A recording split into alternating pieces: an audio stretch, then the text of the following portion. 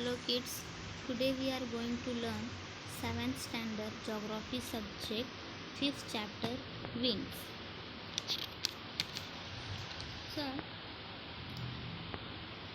can you see outside the window of your classroom which objects are moving, which are still, which objects are moving on their own and which objects are not moving on their own and why. मतलब हमें window के बाहर देखना है कि कौन से object move हो रहे हैं, कौन से ऑब्जेक्ट मूव नहीं हो रहे हैं, अगर हो रहे हैं तो क्यों हो रहे हैं, क्या रीज़न है।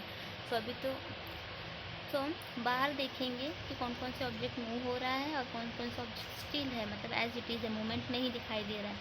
तो कौन से ऑब्जेक्ट में मूवमेंट हो रहा है और क्यों हो रहा है, किस वजह से हो रहा है, वो चेक करना है।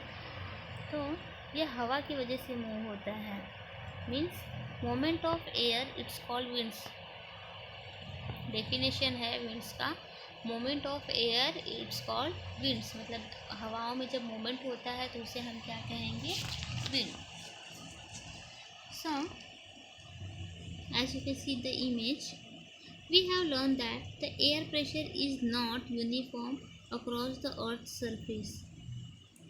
Air move from higher pressure area towards low pressure area in a horizontal manner. Winds are generated due to this moment. Means last chapter में हमने देखा है कि एयर प्रेशर अर्थ पर सब जगह सेम नहीं है, यूनिफॉर्म नहीं है। सो एयर प्रेशर मूव होता है higher pressure area to low pressure area और हॉरिजॉन्टल मैनर में मूव होता है। So the extent of differences in the air pressure affect the velocity of winds. If there is a less difference in the pressure, winds blow with less velocity. Winds blow with the greater velocity if the pressure difference is greater. Wind speed also vary. Wind's velocity is measured in the units of knots or kilometer per hour. Means air pressure के difference की वजह से velocity of winds पर affect पड़ता है। Air pressure के difference की वजह से वेलोसिटी ऑफ विंड्स पर डिफरेंस अफेक्ट पड़ता है। जैसे कि एयर प्रेशर में लेस डिफरेंस होगा सो लेस वेलोसिटी होता है, अगर एयर प्रेशर में ग्रेटर डिफरेंस है सो ग्रेटर वेलोसिटी स्पीड होगा, बहुत ज़्यादा विंड की स्पीड होगी। और velocity of winds, winds velocity को हम कैसे मेजर कर सकते हैं, नॉट्स और किलोमीटर पर आवर। मतलब हमने कभी कभी न्यूज़ चैनल में सुना होगा बारिश के टाइम पे कि 120 किलोमीटर पर आवर की स्पीड में तेज़ हवाएं चलेंगी, मतलब 120 किलोमीटर पर आवर स्पीड में विंड्स ब्लो होगा।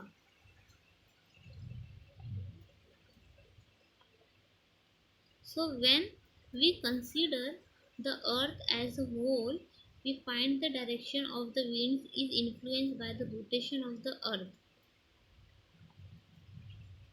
In the northern hemisphere, winds get affected towards the right of their original direction, where in a southern hemisphere they get deflected towards the left of their original direction.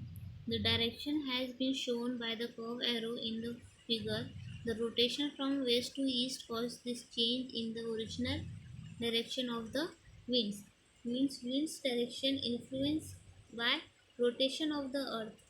And northern hemisphere में जो हवाएं rotate होती हैं और northern hemisphere में जो हवाएं चलती हैं वो राइट साइड की तरफ से चलती हैं और साउथर्न हेमिस्फीयर में लेफ्ट की तरफ चलती हैं, मूव होती हैं। The rotation of earth is west to east, और इसी की वजह से जो विंड्स का डायरेक्शन है वो चेंज होता है।